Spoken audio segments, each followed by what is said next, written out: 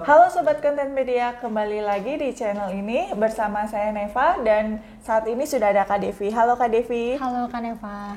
Nah, pada video kali ini apa yang akan kita bahas Kak? Di video kali ini kita akan membahas tentang prokrastinasi Kak Neva. Wah, menarik banget nih. Kira-kira apa aja bahasan yang akan Kak Devi sampaikan? Nah, kita akan membahas tentang apa sih itu prokrastinasi, penyebabnya apa, dampaknya gimana, dan gimana caranya supaya kita bisa melawan prokrastinasi ini Kak Neva. Wah, menarik banget nih. Istilah prokrastinasi mungkin memang masih banyak orang yang belum pernah mendengar ya Kak Devi. Nah, biar nggak penasaran, Sobat Kontenpedia langsung aja nih kita simak penjelasan Kak Devi mengenai prokrastinasi. Untuk poin pertama, apa sih itu Kak prokrastinasi? Prokrastinasi ini merupakan sebuah istilah Kak Neva yang mengacu pada suatu kecenderungan untuk menunda-nunda atau menghindari suatu pekerjaan atau tugas yang dimiliki yang seharusnya diselesaikan. Nah, seseorang yang melakukan prokrastinasi ini biasanya cenderung dengan sengaja menghindari tugas untuk melakukan hal lain yang dirasa lebih menyenangkan. Seperti itu, Kak. Wah, kalau pengertian prokrastinasi itu seperti itu berarti banyak banget nih orang yang memang sudah mengalami atau sengaja melakukan penundaan pekerjaan ya Kak. Nah, terus apa sih penyebab dari prokrastinasi itu dan kenapa prokrastinasi ini bisa terjadi? Ya, untuk penyebabnya ini ada 6 alasannya Kak Neva. Yang pertama, prokrastinasi ini bisa terjadi akibat kurangnya motivasi Kak.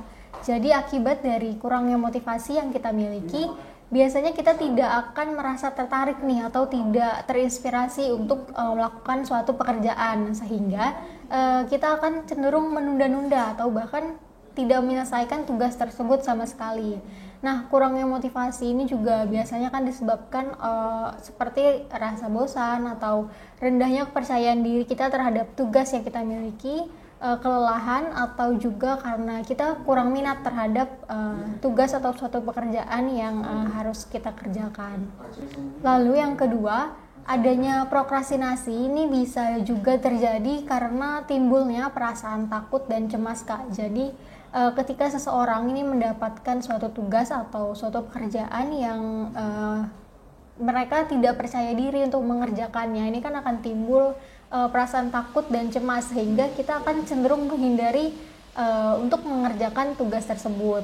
Lalu yang ketiga, prokrastinasi ini bisa terjadi karena rasa bosan kan Eva. Jadi jika tugas yang diberikan terlalu monoton atau terlalu mudah, nah ini seseorang akan mungkin untuk menyepelekan tugas tersebut dan cenderung menunda-nunda atau justru malah menghindari tugas tersebut.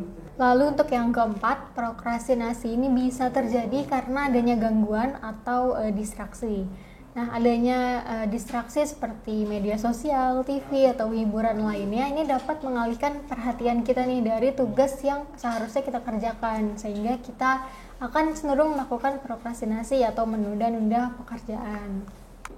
Yang kelima, prokrastinasi ini bisa terjadi karena adanya sifat perfeksionis Kak. Jadi sifat perfeksionis ini bisa mempengaruhi seseorang karena mereka merasa perlu untuk melakukan tugas dengan sempurna, dengan sesempurna mungkin, sehingga ketika mereka tidak merasa yakin atau mereka tidak dapat mencapai standar yang mereka tetapkan sendiri, nah ini akan menyebabkan mereka melakukan prokrastinasi atau menunda atau justru menghindari dari pekerjaan tersebut. Lalu untuk yang terakhir, prokrastinasi ini bisa terjadi karena adanya keterbatasan waktu. Seorang mungkin menunda-nunda tugas karena merasa tidak memiliki cukup waktu untuk menyelesaikannya dengan benar, sehingga mereka cenderung menunda tugas tersebut hingga terlambat. Wah, ini jadi ada banyak banget ya Kak penyebab orang-orang melakukan prokrastinasi. Nah, prokrastinasi itu sendiri kan merupakan perbuatan yang tidak baik ya Kak. Dari perbuatan itu apakah ada dampak kalau kita terus-menerus melakukan prokrastinasi atau malah menjadikan menunda-nunda pekerjaan itu sebagai kebiasaan kita? Untuk dampaknya sendiri nih Kak, udah pasti kita akan merasa stres Kak. Karena ketika kita melakukan prokrastinasi, tugas yang kita miliki kan akan semakin menumpuk nih, semakin lama semakin banyak, dan batas waktunya juga akan semakin dekat dan terbatas. Nah, kondisi seperti itu membuat kita merasa stres atau cemas terhadap tugas yang kita miliki.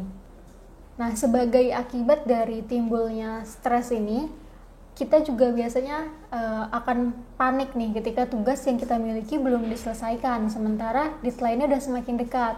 Nah, hal ini akan berakibat pada menurunnya kualitas hasil atau kinerja dari tugas yang kita kerjakan. Akibat dari performa kita yang menurun, nah ini kan juga akan memberikan konsekuensi nih kepada diri kita sendiri, seperti penilaian yang buruk atau mendapatkan hasil yang tidak maksimal.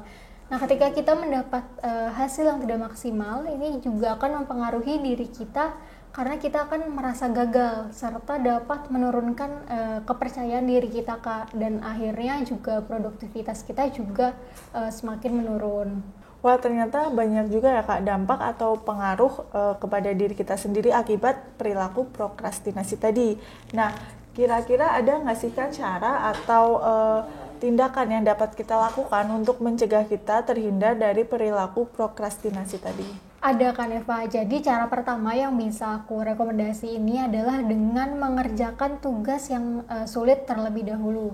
Biasanya kan kita ngerjain tugas tuh dari yang mudah dulu ya Kak, dan yang susah tuh biasa ditaruh di paling akhir. Nah, justru kebiasaan itu akan membuat kita semakin menunda pekerjaan Kak, karena merasa tidak ingin mengerjakannya, sehingga penyelesaiannya pun akan semakin tertunda. Lalu untuk cara yang kedua, ini bisa dilakukan dengan cara menghindari distraksi dan mengabaikan notifikasi Kak. Jadi ini bisa dikombinasikan dengan teknik Pomodoro. Caranya adalah kita melakukan tugas atau mengerjakan tugas selama periode waktu tertentu. Misalnya nih 25 menit fokus pada tugas tanpa menghiraukan distraksi yang ada.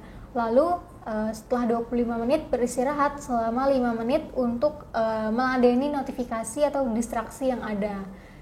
Selanjutnya, cara yang ketiga ini bisa kita lakukan dengan membangunkan diri kita Kak. Nah, caranya ini adalah dengan mencoba fokus mengerjakan tugas selama 5 menit pertama.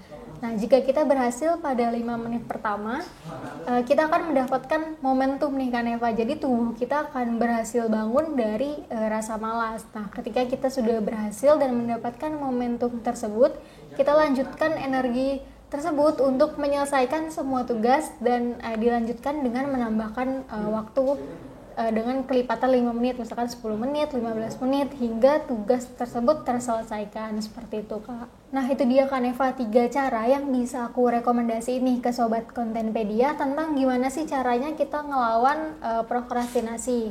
Menerapkan kebiasaan itu kan emang nggak semudah yang terlihat ya Kak, namun jika kita punya tekad dan keinginan dari dalam diri ini, pasti kita bisa untuk melawan prokrastinasi tersebut. Ya, betul banget Kak. Jadi memang perubahan itu butuh proses dan yang terpenting kita memulainya dari dalam diri kita sendiri. Iya, betul kan Eva. Baik, terima kasih Kak Devi atas informasi yang sudah diberikan hari ini. Nah, menarik banget ya Sobat Kontenpedia apa yang sudah disampaikan Kak Devi tadi. Kita jadi tahu apa itu prokrastinasi, penyebab, dampak, dan bagaimana cara mengatasi perilaku prokrastinasi ini. Nah, untuk Sobat Kontenpedia yang ingin kami membahas informasi lain seputar dunia psikologi, kalian dapat memberikan usulan di kolom komentar di bawah ini. Jangan lupa untuk kalian yang ingin mengetahui informasi terkini dan terupdate, kalian juga bisa mengunjungi website kami di www.kontenpedia.com. Kontenpedia, Inspirasi anak muda Indonesia.